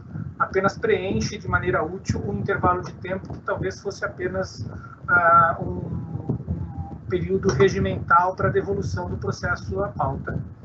Agradeço e devolvo a palavra, presidente. Obrigado, conselheiro Luiz Felipe. Alex, novamente com a palavra. Obrigado, presidente. Eu li aqui a manifestação do Minatel, né? Com relação à questão de podermos apresentar votos individuais ou não, eu estou bem convicto de que não é possível, né? Mas, com relação à diligência em si, entendo que é possível que qualquer conselheiro se manifeste nesse sentido, não com teor de voto, né? Com relação à diligência em si, viu, Minatel, eu sinceramente, assim, analisando, com relação pelo que eu verifiquei aqui na parte final, né, seria para a consulta para as pessoas se manifestarem a respeito do mérito, da criação ou não do núcleo, do desmembramento, bem como depois o momento, né, se esse momento seria antes ou depois da criação de cargos da macro-região.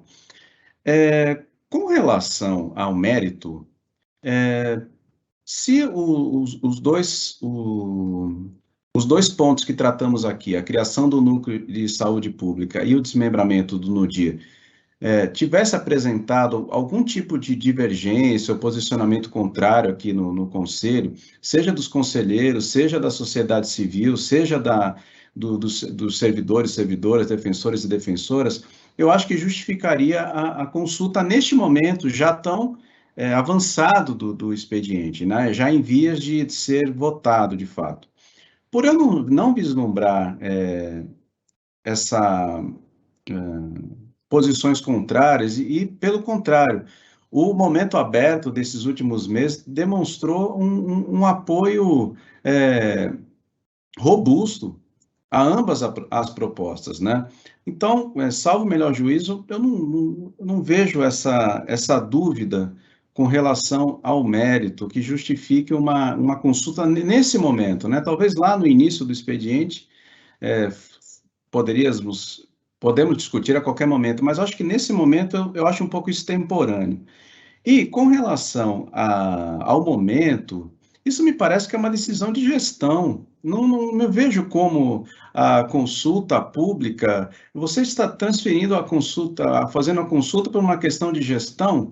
Eu não vejo como a sociedade civil pode se manifestar, o público interno, mas se eu fosse instado a me manifestar nessa consulta, eu ia falar, não soube opinar. Porque, olha, o momento, se nós temos cargos ou não, eu acho que a gente já amadureceu essa discussão também. Eu tinha a expectativa de que essa vista coletiva, e quando o processo fosse trazido à pauta, seria justamente para que a gestão trouxesse agora, sim, a sua contribuição para o processo, como vem fazendo, mas nesse sentido, olha, com essas 4 sessões, nós verificamos e é possível a criação imediata? Ótimo. Vamos criar imediatamente. Olha, não é possível, mas a gestão entende que, por uma questão de legal, só apenas a partir de 1º de janeiro, ou, sim, precisamos da expansão, mas eu acho que isso pode ser decidido aqui no âmbito do Conselho, entre nós. Eu acho que chamar o público interno para discutir uma questão de gestão sem elementos, que nem eu, conselheiro, me sinto à vontade de... E aí eu concordo com o Minatel, talvez, nesse ponto, né? E com o Luiz Felipe também, que encaminhou nesse sentido.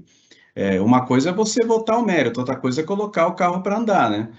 Mas a gente precisa disso da gestão. Olha, temos como fazer isso agora, não temos como fazer isso agora. Podemos fazer, vamos montar um cronograma, né? Mas acho que isso pode ser resolvido sem essas diligências. Então, a princípio também eu sou contrário às diligências em si, mas eu vou ouvir os demais conselheiros aí. Acho que é isso por enquanto, tá bem? Obrigado. Obrigado, Alex. Conselheiro Samuel, bom dia, bem-vindo com a palavra.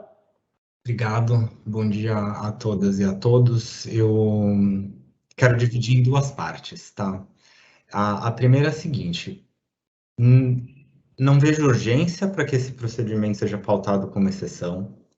Me parece estranho que ele venha dessa forma e sem que se soubesse, inclusive não constava da pauta como uma exceção solicitada, então acho isso bastante estranho. E acho extremamente preocupante que esse conselho esteja discutindo o conteúdo de um voto que circulou para os conselheiros e para as conselheiras, porém não foi lido. Ainda que nós estejamos em uma sessão por videoconferência, esta é uma sessão pública. E não me parece adequado que o conselho faça a discussão de algo que não foi colocado publicamente. Então a gente está debatendo em cima de um documento que só quem está participando da sessão teve acesso, mas o público não teve. E isso é muito, muito equivocado. Então, eu acho que a gente precisa, nesse ponto, decidir primeiro se a gente entende que isso deva ser tratado como exceção, ou se isso deve ser pautado, e aí para a próxima sessão. E se a gente entender que isso deva ser tratado hoje, o que se está discutindo precisa ser colocado publicamente para todas as pessoas que estão assistindo. E aí a gente pode debater sobre isso. Então, eu acho que essa é uma primeira reflexão que a gente precisa se colocar enquanto colegiado. E, para além disso, o que se propõe é fazer uma consulta pública, mas é uma consulta pública que tem perguntas específicas, sem que tenha subsídio para as pessoas se manifestarem a respeito disso. Então, com tópicos específicos sobre manifestar criação e cisão antes e depois da criação de cargos. Não se diz se essa criação de cargos foi estudada, se ela é possível. Nós temos cargos que estão aprovados, que ainda não, o colegiado não deliberou sobre a sua destinação. Então, em conteúdo, ela também me parece, se não inadequada, precipitada, porque ela está deslocada de uma discussão que permita uma participação adequada. Então, acho que a gente tem muitos problemas aqui hoje, e eu acho que a gente precisa tratar disso com um pouco mais de calma, primeiro para decidir, olha, isso é uma exceção? Isso pode ser tratado como uma exceção? Se a gente decidir que sim, então precisa ser colocado publicamente para todos. E aí depois a gente decide sobre isso. Eu acho que a gente tem questões regimentais aí, se uma vista coletiva, ela obviamente pode ter votos de mais, de todos os conselheiros e conselheiras, porque ela é uma vista coletiva.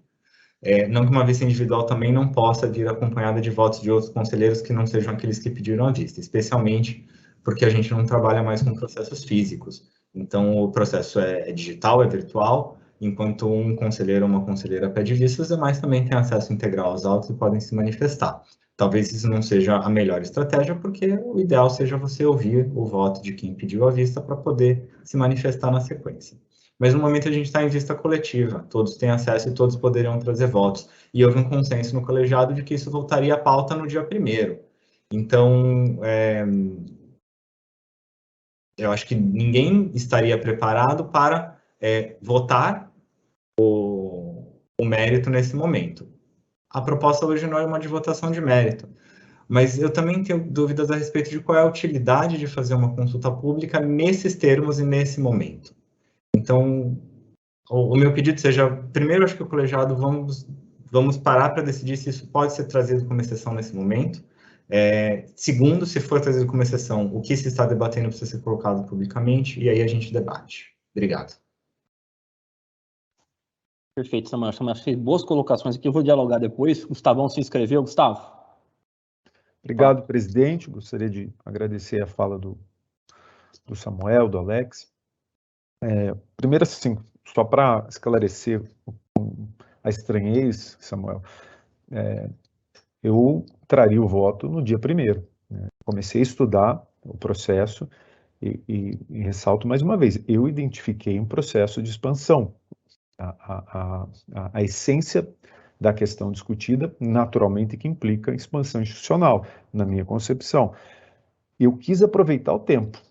Eu não quis trazer dia 1º e fazer essa proposta no dia 1º, porque aí sim ia aparecer uma espécie de uma tentativa de prolongar o julgamento, né, que já foi pactuado pelo Conselho, né, que entendeu e foi muito compreensivo diante daquela minha justificativa de ampliação do objeto do julgamento. O Conselho entendeu que poderia esperar um pouco mais a apresentação do meu voto em vista coletiva, dando um mês. Então, eu quis, esse foi o meu raciocínio, me parece que temos uma questão que envolve expansão institucional, quis aproveitar esse tempo, por isso trouxe hoje. E nós começamos na sexta-feira, né, a última discussão, teve um feriado, eu comecei a estudar esse processo um pouco na quarta, foi na quarta-feira que eu consegui fazer a leitura, e na quinta-feira eu preparei essa manifestação simples para trazer hoje. Então eu não tive mais tempo se eu espero para a próxima semana, anuncio para a próxima semana, essa consulta ficaria para apenas 7 dias. Então, foi por isso que eu trouxe hoje, só tentando explicar o porquê que eu trouxe como exceção à pauta nesse momento. Não foi nenhuma tentativa. Esse foi o meu raciocínio. Expansão institucional, necessidade oitiva das pessoas. Agora, com relação ao que disse o William, e até o Alex, o mérito, eu tenho dúvidas ainda. Acho que ainda, e converso com pessoas, com colegas que ainda têm dúvidas, né?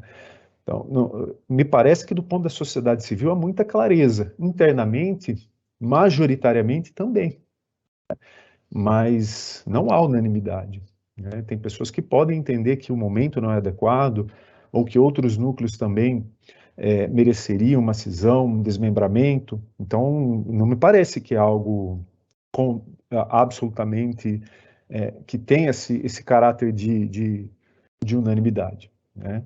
Então, eu acho que o debate, sim, do ponto de vista do mérito, e aí entrando no que o William disse, né, necessidade quanto ao mérito, talvez nem tanto, né, porque tem uma proporção mesmo grande de pessoas que entendem que o núcleo tem que ser criado de saúde pública e o NUDIR tem que ser cindido, né, ou desmembrado. Então, a consulta, do ponto de vista do mérito, talvez agregue pouco, embora eu acredite que algumas pessoas tenham interesse em manifestação também, né? Tem pessoas que não concordam. Agora, o que me parece mais, do ponto de vista da consulta, mais importante é ouvir os interessados, em especial do ponto de vista interno da instituição, porque de fato haverá um impacto em unidades que terão que suportar os afastamentos para as coordenações. O Alex disse que é uma questão de gestão, né, decisão de gestão. Mas no voto apresentado pelo conselheiro Luiz Gustavo, a proposta é de criação imediata. Criação agora, né? Então, parece que, enfim.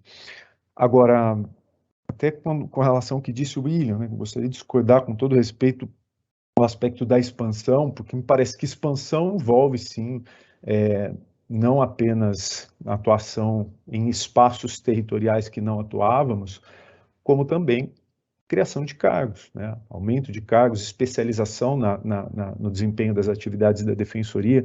Uma das justificativas apresentadas para a criação do Núcleo de Saúde Pública é que justamente nós não conseguimos nos debruçar em questões técnicas novas de saúde, uma atuação estratégica. Essa especialização na atuação institucional, que muito vai agregar caso o núcleo venha a ser criado, é uma expansão também, né, coligada com o aumento de cargos. Então, é essa a ideia, né? Mas principalmente, viu, Samuel, não foi, a ideia não... foi justamente em razão do meu raciocínio, porque eu pensava, pelo menos nesse meu estudo preliminar, impedir essa consulta lá na frente. Pelo menos foi a minha visão. Eu acho que é lícito, né, cada um pensar de alguma maneira.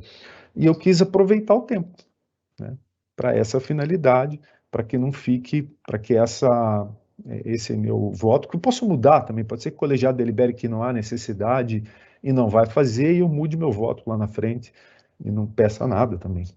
Foi uma semana, poucas horas de estudo depois da vista. Devolvo a palavra, presidente. Obrigado, conselheiro Gustavo. Eu vou formatar depois aqui uma sugestão aos conselheiros, mas a gente vai prosseguindo aqui, então. Samuel, de novo, é isso? O próximo? Samuel, com a palavra. Obrigado. O que eu acho, Gustavo, é que fazer a pergunta desta forma, sem que tenha elementos para as pessoas entenderem, porque a forma que você coloca é com tópicos específicos para manifestação sobre a criação e cisão antes e depois da criação de cargos. Mas antes disso, precisa se dizer, é possível a criação de cargos? Quando ela é possível? Quantos cargos? Simplesmente colocar uma pergunta assim, sem ter elementos para que as pessoas se posicionem, na minha visão, pode levar a uma consulta que seja... talvez enviesada não seja a melhor palavra nesse caso, mas que ela possa ser distorcida. Porque se você não tem elementos suficientes para entender as variáveis da pergunta, isso pode colocar as pessoas em uma situação que seja defensiva. Porque o que está por trás da sua fala é olha, isso pode ter impactos, porque vai gerar afastamentos. Só que isso pode ter impactos imediatos? Como que esse impacto é trabalhado? Qual é o impacto? Por quanto tempo é o impacto? Enquanto a administração não se posiciona sobre... E aí é o ponto que, agora não lembro se foi o Gustavo ou o Florisvaldo que trouxe, que um dos elementos da vista era trazer a posição prática da administração de como implementar. Sem isso, essa pergunta, ela tende a distorcer. Porque as pessoas não estão sabendo falar, olha, vai ter um impacto. Você fala, peraí, impacto eu não quero. Mas esse impacto é o quê? É um mês? É um ano? É distribuído de que maneira entre as unidades, entre as macros? Então, assim, simplesmente vai ter um impacto? Alguém pode perguntar, vai ter um impacto na sua unidade? Eu falo, não quero. Eu falo, peraí, é um impacto de quanto tempo? São 2 semanas? 2 semanas a gente aguenta. São 3 meses? Talvez a gente não aguente. É um impacto de que a gente vai perder uma substituição? Simplesmente perguntar antes e depois da criação de cargos não é uma pergunta que tenha resultados, que colha elementos que sejam produtivos. Eu acho que se depois a administração falar, olha, o que eu imagino que seria o mais adequado. A administração traz uma vista falando, olha, no cenário A, criação imediata, acontece isso, isso e isso. No cenário B, criação em janeiro, quando não tem mais restrição legal, acontece isso, isso e isso. No cenário C, criação em agosto de 2022, quando mudam os núcleos, acontece isso, isso e isso. Nesse cenário, a gente prevê uma eventual expansão no primeiro semestre de 2022, e aí os cargos poderiam estar comprometidos mais ou menos desta forma. Agora, sem a clareza disso, simplesmente perguntar para as pessoas interna e externamente o que elas acham sobre o mérito antes e depois da criação de cargos é simplesmente distorção. Obrigado.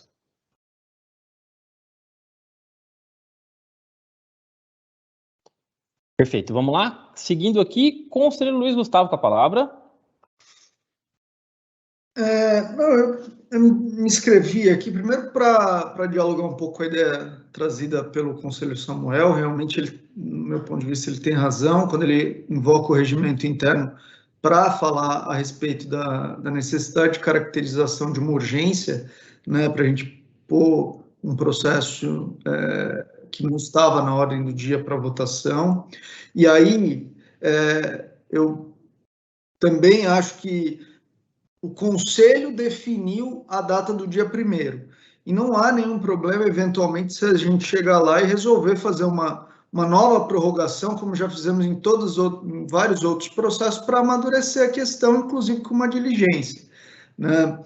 Então, eu acho que o fato de o conselheiro Minatel ter buscado adiantar essa diligência, ele é saudável, é salutar, mas eu não sei se ele vence o óbice regimental aí da questão da urgência para exceções à pauta. De toda forma, né, eu acho que a diligência em si, ele indica, pelo menos no meu ponto de vista, uma visão de que a criação imediata ela é prejudicial, né, ou pelo menos ela traz algumas dificuldades, e eu falo isso, viu, Minatel, sem nenhuma conotação pejorativa dessa indicação. Pelo contrário, eu acho que a terceira sub, né, e a segunda sub são os órgãos dentro do colegiado que têm uma visão mais clara a respeito disso, né? E eu não me oporia, inclusive adiantei isso na sessão anterior, a mudar o meu voto e acolher uma eventual indicação da administração para que a gente prorrogasse por algum tempo, num planejamento estruturado, a criação de um núcleo. Isso porque, assim, o meu voto, ele se baseou, e eu procurei trazer isso bem claramente no meu voto, em toda a experiência que a Defensoria teve até hoje de criação de núcleos, em que se analisou pertinência com a legislação, presença da proposta de criação nas conferências e no plano anual de atuação, e experiências exitosas em outras defensorias. Até hoje, nós só criamos núcleos analisando esses aspectos. E isso, em especial, no núcleo, na proposta que eu analisei, que foi a do Nesp, né, de criação do Nesp, está plenamente atendido, né? Várias propostas em pré-conferências e conferências estaduais, presença nos planos anuais de atuação por várias vezes. Não foi só um plano anual de atuação da Defensoria que constou a possibilidade de criação do núcleo de saúde, foram vários, né? E também presença na maioria das outras defensorias estaduais. Então, a minha proposta, o meu voto, eu tive a segurança, pelos critérios que nós adotamos até aqui, para opinar pela criação. Eu estou muito seguro quanto a isso, eu não tenho dúvida quanto a isso. Agora, o momento em si da criação é algo que pode ser trabalhado com a visão da terceira sub, da primeira sub, se for o caso, conversando com o Conselho também, né? Eu concordo, viu, Minatel, que se trata de uma expansão, sim, é uma expansão, né? Nesse aspecto eu discordo um pouco do William, porque eu vejo que é uma expansão. Então, tem que ser trabalhado, não tem problema nenhum. Mas com relação ao prazo e a forma que nós vamos criar. E aí eu acho que antes de abrir, de novo concordando com o Samuel, antes de abrir uma consulta pública, e eu estou de acordo que a gente possa abrir isso, não vejo problema em até em abrir no dia 1º, se for o caso, viu, Minatel? Por mim, a pressa nesse aspecto não vai ajudar, né? A gente tem que analisar isso com calma. Mas antes de abrir essa diligência, eu acho que mais importante seria que a terceira sub, se concordar, obviamente, com a criação, né, aí tem um outro aspecto do mérito que precisa ser resolvido, e é um aspecto diferente, mas concordando com a criação, apresentar qual é a ideia, para que se minimize o prejuízo. Né? Prejuízo não, né? A dificuldade do investimento, porque, de novo, nós estamos falando aqui de investimento bom, numa área de atuação, mais de uma área, né? Porque são mais de uma proposta de criação, fundamentais para a nossa instituição. Então, não é qualquer coisa, é um investimento. Né? Não é gastar vela ruim com defunto bom. Pelo contrário, como diria minha avó lá em Cajuru, é fazer coisa boa, é pôr para trabalhar a instituição, né? Usando até uma expressão que o William cunhou, mover o peso institucional para áreas decisivas na nossa atuação. Então, quanto a isso, eu acho que, né, para a gente avançar numa diligência, é melhor a gente ter um plano. Né? E eu estou de acordo, viu, Minatel, que esse plano tenha que ser estruturado, não vejo problema nenhum. E quando eu digo plano, se tivermos que criar daqui 1, 2, 3 anos, tudo bem. O importante é criar, fazer o plano e definir. Né? Pelo menos eu vejo assim. Porque aí a gente avança. Uma hora que seja, mas a gente avança. Enfim, mas também queria ouvir os demais, mas é um pouco essa a minha visão aí, em parte sobre a questão regimental e em parte sobre a questão do mérito da diligência em si. Terminou, Luiz? Terminou, né? Alex, novamente com a palavra. Obrigado, presidente. Dentro daqui nós estamos discutindo, né? Tentando aqui raciocinar a respeito.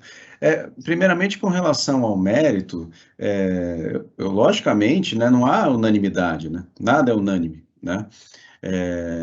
Mas, eventualmente, precisa ver os motivos que alguém eventualmente se posiciona contrariamente. Isso não chegou assim publicamente ao Conselho ainda, mas às vezes a pessoa acredita que uma outra área é importante, tudo bem, mas às vezes tem algum receio da expansão institucional, porque, olha, vai ter um afastamento de coordenação, isso pode cair numa unidade X, mas aí é uma questão particular, se sobrepondo eventualmente a uma questão coletiva, né? Isso preocupa todos nós.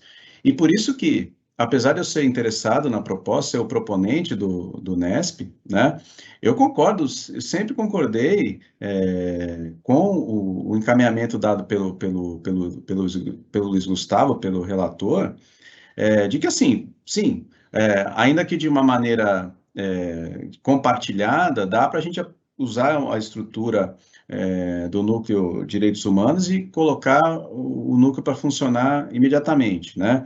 Da mesma maneira, a gente pode lá pensar no NUDIR também, vamos desmembrar, mas, olha, não vamos fazer isso totalmente agora, talvez compartilhando estrutura em algum momento também. Eu acho que dá para pensar nesse sentido, de tentar colocar em funcionamento imediatamente, né?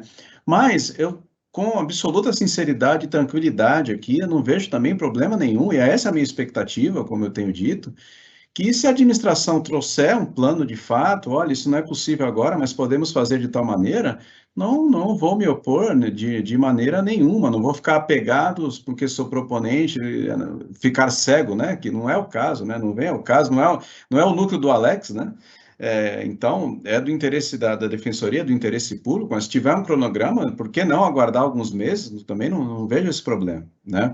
Então, assim, unanimidade eu sei que não tem, né? Nenhuma proposta tem. E aí, o que eu vou propor, presidente? Eu acho que até pela discussão que nós estamos, a boa discussão que nós estamos tendo aqui, como ele está em vista coletiva, se o Minatel entende necessária necessária diligência, acho que até para poder a Cecília e o Rodrigo participarem da discussão, que não estão aqui presentes hoje, né, e não sabiam que o processo seria trazido, que nós pautemos na próxima sessão, presidente. Mantendo o dia 1º, mas na próxima sessão para discutir essa diligência proposta pelo Minatel. Seria aqui uma sugestão de tentar contemporizar e encaminhar de uma maneira mais adequada, mas é só uma sugestão, aí fica para o colegiado. Obrigado. Boa, obrigado, Alex. Um pouco nessa linha, eu ia falar um pouco depois, mas só para, antes do Gustavo aqui, o encaminhamento do Samuel, de fato, fiz uma reflexão. A própria inclusão como exceção à pauta é uma matéria que o Conselho tem que apreciar no seu mérito, né, em razão da publicidade. Não é um tema, né, que sempre guarda um consenso de que cabe uma exceção, né, diante do já pactuado. Então, eu acho que o correto seria, inclusive, na ordem lógica, uma deliberação do colegiado da própria inclusão do processo como exceção à pauta, né? E aí a gente avançar nas discussões. Mas nós já fizemos, invertemos aqui, acho que o que foi colhido desse rico debate nós vamos aproveitar, mas sendo honesto aqui e justo com relação ao regimento, nós temos que deliberar a respeito da própria inclusão como exceção à pauta do processo. Oi, Juliano. Bom dia. Gustavo, me permite falar antes de você, até porque claro. Eu vi que você está inscrito, mas bom dia, desculpem, eu me inscrevi depois. Tem dia que a vantagem é falar por último, sem falar depois, né? Eu vi várias ponderações no início, para mim tudo bem, vamos fazer consulta pública. Mas assim, primeiro, a ponderação que o Samuel trouxe sobre a caracterização da urgência para a inclusão, eu concordo. De fato, fomos pegos de surpresa, né? Começou o dia, até eu olhei a pauta e falei, nossa, vai acabar muito cedo, pronto. Aí alguém verbalizou isso, já estamos aqui. Mas eu também não vejo prejuízo, se realmente a terceira sub entende que essa diligência é fundamental, a gente incluir na pauta para a semana que vem, não tratar isso como uma exceção, mas assim, de uma certa forma a gente já fez um debate razoável aqui, né?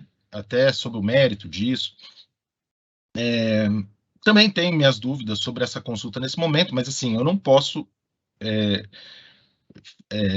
ignorar que há interesse, sim, da própria administração, talvez encontrar fundamentos para o seu posicionamento como gestor. Um fundamento, até uma aferição assim, de popularidade da decisão. Mas, resgatando um pouco o que o Luiz Gustavo falou, o Alex, o próprio Samuel, quando pactuamos o dia 1º, foi justamente porque a terceira sub, ao pedir vista, sabidamente viria com uma visão da administração, né? Então, tivemos tranquilidade até para já prever que teria um prazo maior do que uma semana, uma sessão, justamente porque esse voto viria com a visão da administração sobre a questão, ainda que seja para a gente converter em diligência. Mas, a não ser que o Gustavo já consiga trazer isso para a semana que vem, por mim, a gente aguardaria o dia 1º, para vir com os números, para vir, olha, os itinerantes, os cargos em macro atualmente que estão cobrindo afastamentos perenes são esses, os que estão cobrindo licença maternidade, licença saúde são esses, provavelmente é esse tipo de afastamento que vai ser prejudicado se o núcleo for criado imediatamente, né? Essas coberturas de licença maternidade que são tão pesadas nas unidades também, né? Provavelmente na disputa seriam elas que seriam sacrificadas, né? E licenças saúde mais longas e tal. Então, assim, são questões importantes que, de fato, a administração pode trazer ao debate até para convencer o Conselho. Olha, além da questão da Lei Complementar 173, né, que está vedando qualquer incremento, tal, chamamento de novos defensores públicos este ano, não basta simplesmente em janeiro queremos criar, porque o quadro atual é esse. Apesar da previsão orçamentária, ainda não foi aprovado o orçamento, a previsão orçamentária já prevê no primeiro semestre novos cargos. Então, eu concordo com todas essas ponderações, mas os elementos mesmo para a decisão, inclusive para uma consulta com substância, eles ainda não estão postos, né? A gente está ainda muito só na ideia. Vai ter impacto, vai, mas quando? Quanto tempo? onde? Porque também a gente pode prever a criação de macro em determinados locais e o coordenador vir uma macro que a gente não previu também, né? Tem mais essa, né? Então, não é tão simples assim também a gente amarrar todos os pontos para não ter impacto significativo em alguma unidade, né? Todo afastamento gera isso. Mas o principal para mim aqui, eu queria reforçar isso. Primeiro, eu entendo que não havia urgência para isso ser incluído na pauta, mas aproveitando o debate, caso realmente a SUB queira fazer a consulta, eu gostaria de ter esses elementos da visão da administração como gestora do quadro atual dos itinerantes e qual o impacto previsto, se isso for criado imediatamente, em janeiro, segundo semestre, quando, né? Quando? Para poder perguntar se realmente o Conselho caminhar para isso. Era só essa contribuição. Gustavo, obrigado por ceder a palavra. Obrigado. Imagina, Juliano. Obrigado, presidente. Eu pedi a palavra para garantir o final de semana de vocês, hein?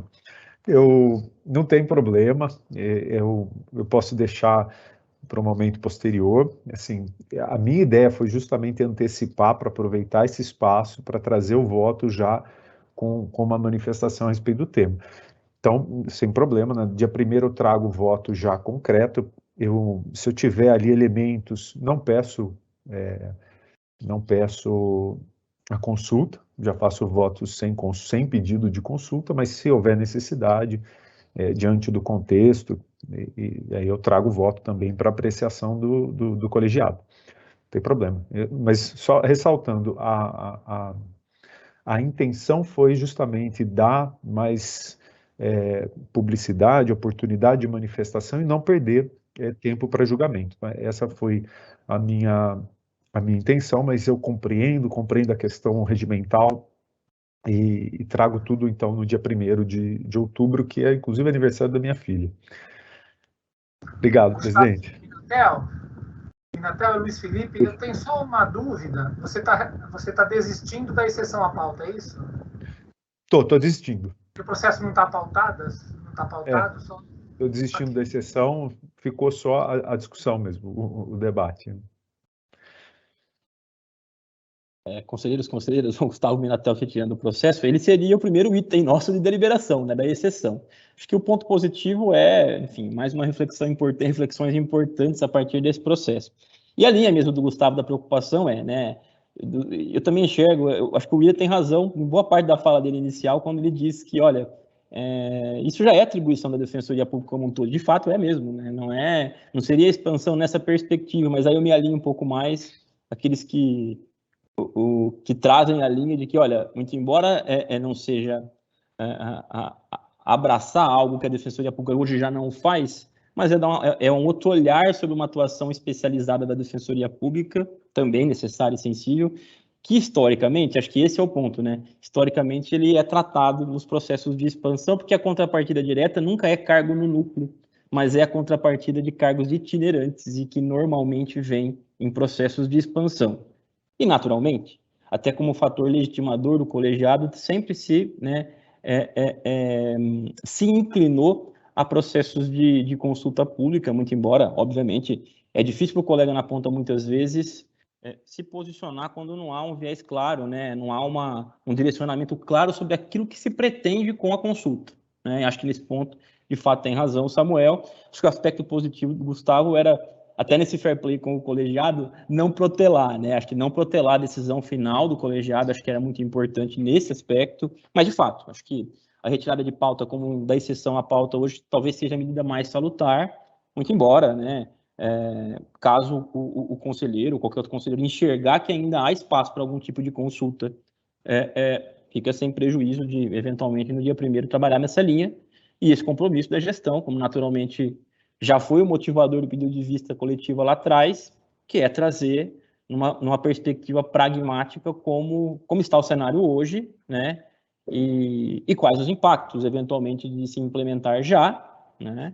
E na perspectiva de expansão, quando é que isso passe a ser factível, né? De implementação, caso se caminhe, né, para uma estruturação futura, né, sem contar com o quadro de membros atual. Apenas ilustrando aqui, conselheiros, confesso que eu não vi o processo a fundo como um todo, né? Vocês são muito mais conhecedores aí, do processo. As propostas contemplam regimentos internos ou não? Já. A minha sim, presidente. Me parece que a do DIR também já veio agora com uma proposta, mas o encaminhamento do relator é que para que o próprio conselho, o próprio núcleo depois delibere a respeito do seu regimento, né? Não que o conselho decida sobre isso, né? Só o melhor juízo é isso, né, Luiz Gustavo? Na verdade, eu votei para que a proposta de regimento seja enviada para o núcleo, para que aí a plenária delibere se concorda ou quer fazer algum tipo de alteração na proposta, e aí remeta novamente para o conselho aprovar uma deliberação específica. Perfeito, perfeito. Então, assim, já está entre nós aqui introjetada a ideia de que os regimentos provavelmente serão consolidados e sacramentados pelo Conselho em momento diverso da aprovação dos núcleos. É um pouco isso, né? Parece que sim, né? É isso. Tá. Tudo bem.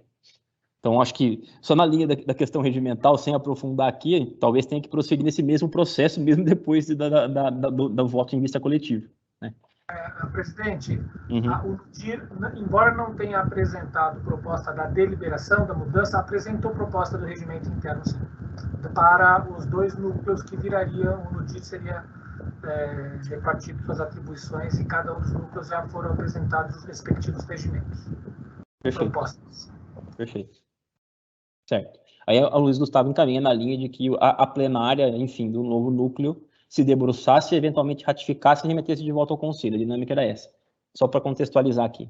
É isso, né? Tá. Perfeito, conselheiros, conselheiras. Acho que esgotamos aqui nossa curta pauta de hoje, até por conta da semana reduzida que nós tivemos aí.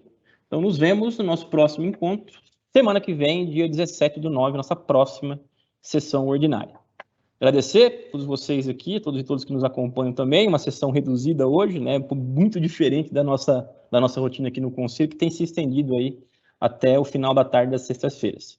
Ótimo final de semana a vocês, até o nosso próximo encontro e declaro encerrada a nossa sessão.